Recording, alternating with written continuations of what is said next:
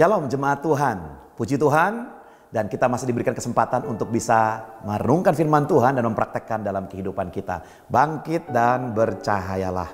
Pembacaan kita hari ini dari Galatia pasal yang pertama ayat 11 sampai ayat 24. Saya berikan judul mengalami Kristus. Ya, dikatakan firman Tuhan ayat 11 dan ayat 12. Paulus berkata, sebab aku menegaskan kepadamu, saudara-saudara, bahwa Injil yang kuberitakan itu bukanlah Injil manusia.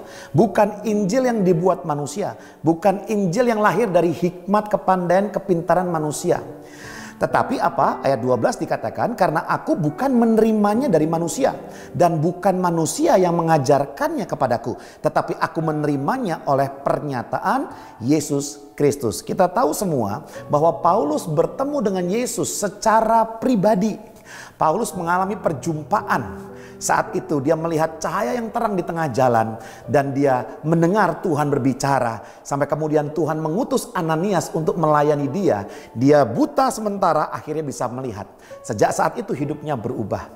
Dan kalau kita melihat perikop ini tertulis bagaimana Paulus menjadi rasul. Maka Paulus sedang menjelaskan bahwa apa yang dia sampaikan tentang Injil itu bukan lahir dari riset manusia. Bukan lahir dari kepandaian manusia, tetapi dari perjumpaan dengan Tuhan.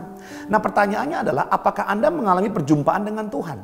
Apakah dalam kehidupan keseharian kita bersekutu dengan Tuhan, kita mengalami Tuhan, kita mempraktekkan kebenaran firman Tuhan, sehingga setiap hari kita bisa bersaksi tentang siapa Kristus dan apa yang Dia lakukan dalam kehidupan kita? Ini pertanyaan bagi kita semua. Ketika Anda dan saya, kita perlu berdampak bagi orang lain.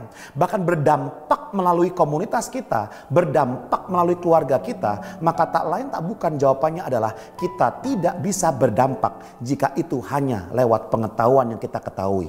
Kita bisa berdampak tatkala kita memiliki pengalaman pribadi dengan Kristus. Perjumpaan dengan Dia setiap hari. Persekutuan dengan firman-Nya tiap hari. Dan itulah yang mengubahkan kehidupan kita. Dan ketika orang-orang di luar sana melihat kehidupan kita yang berubah, tutur kata kita, cara berbicara kita, cara berpikir kita, perilaku kita yang murah hati, mau mengampuni, tidak gosipin orang, itu yang akan menjadi dampak bagi kehidupan kita.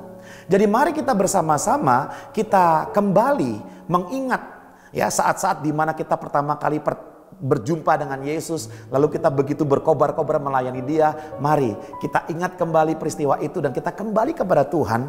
Kita kobarkan kembali semangat itu dan alami perjumpaan dengan Tuhan setiap hari. Bukan kata orang, tapi kita mengalami Tuhan sendiri.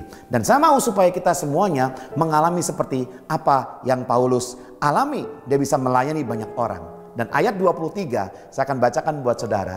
Dikatakan, mereka hanya mendengar bahwa ia yang dahulu menganiaya mereka sekarang memberitakan iman yang pernah hendak dibinasakan. Terjadi sebuah perubahan total.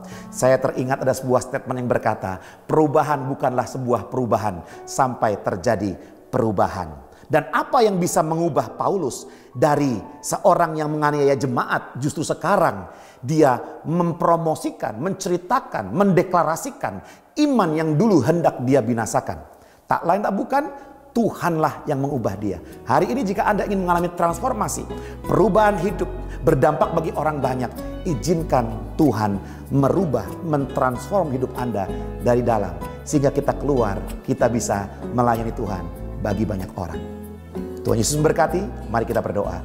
Terima kasih Bapa yang baik, kami mengucap syukur. Dan kami izinkan Engkau terus mengubah kehidupan kami Tuhan. Lewat persekutuan kami dengan firman-Mu dalam doa. Dan biarkan perubahan itu nyata. Sehingga bisa berdampak baik bagi orang-orang sekeliling kami.